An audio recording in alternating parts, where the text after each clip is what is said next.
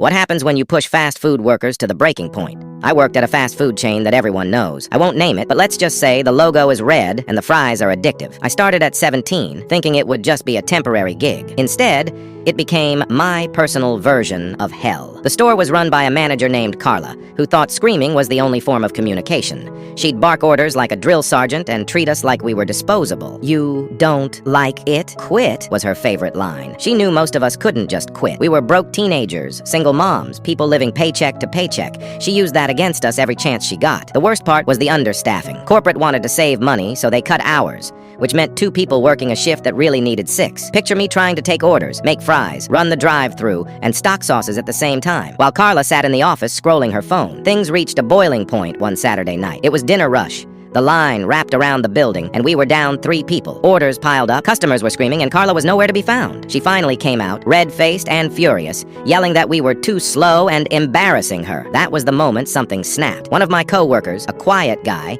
named Miguel, slammed down his headset and said, "Do it yourself then." He walked out the back door. Another girl followed him, ripping off her apron. Then another. Within 5 minutes, half the staff had quit mid-shift, leaving just me, one other co-worker, and Carla. Carla lost it. She screamed that we couldn't leave. She threatened to blacklist us from other jobs in town, which isn't even a thing, but she loved to pretend it was. So I decided to make her eat her own words. I pulled out my phone, started recording, and said, "Carla, you said if we don't like it, we can quit, so we're quitting." Then I handed her my headset, clocked out, and walked out the door with the others. The customers were still in line, honking, yelling, demanding their food. Carla had to face all of them alone. I heard later she tried to work the register and the fry station at the same time, but the entire system crashed. The store had to shut down in the middle of rush hour, losing thousands of dollars. Corporate found out, and instead of backing her, they launched an investigation into her management style. Turns out, dozens of complaints had already been filed against her. Within a month, Carla was fired. The best part? Half of us got rehired when a new manager came in.